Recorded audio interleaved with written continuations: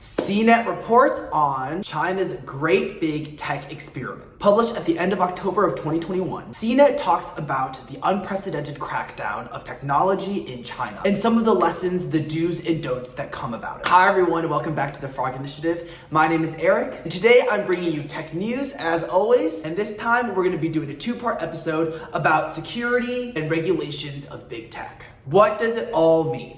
Well, let's dive into it. CNET states that China is in a once-in-a-lifetime big experiment in regulating big tech. And the rest of the world cannot ignore this because it's something that's so monumental, so new, so of the times, that a lot of countries, individuals, people alike, are really interested and compelled by what may or may not happen. As many people who are based in the US know, the States is trying to figure out, the Facebooks and the Instagrams and the Googles of the world, how we can properly regulate them or if there should be regulation at all. And as that happens, China's Communist Party has launched an unprecedented crackdown on tech giants over the past year. What are some examples of this? One, authorities called off a big tech IPO that would have been the biggest of all time. Two, as we talked about before, they limited children's video game play to 3 hours a week. And three, they signed new data privacy rules into law. And their hold remains strong.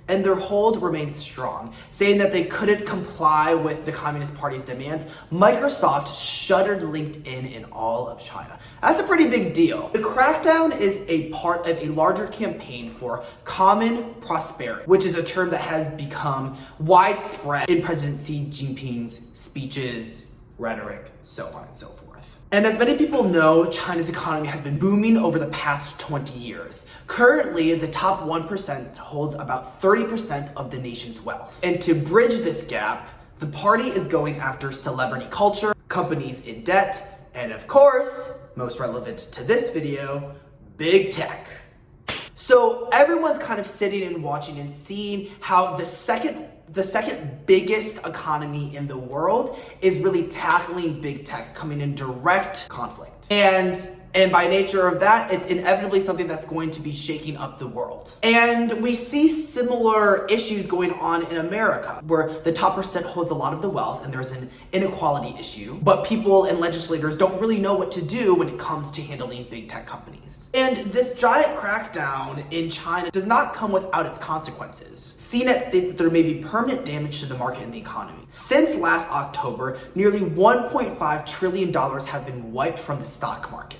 And to this, Dean of Global Business at Tufts Fletcher School, Bhaskar Chakravorty, states that at its surface, common prosperity is a good thing. But there is a heavy-handed aspect to this which is troublesome. Dun, dun, dun. And the Chinese Communist Party is going in on a lot of these tech giants. Alibaba, for example, they accuse a fintech company coming out of Alibaba of monopolistic practices. State media called video games spiritual opium for children. And about a week ago from today, Douyin, China's TikTok, has been putting in 5-second pauses with messages like go to bed and work tomorrow. So academics and analysts say that tech companies have an agenda that comes in direct competition or are built on visions that do not equate with Xi Jinping's and his parties.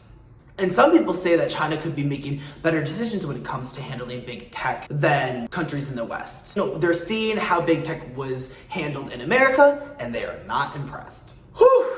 So I think that is enough of an information overload for today. Next time, we're going to be talking a little bit more about how this is relevant to the rest of the world and what this means for other countries like the US. Thanks so much for tuning in. I hope you found this interesting. I know I did. And we'll see you next time.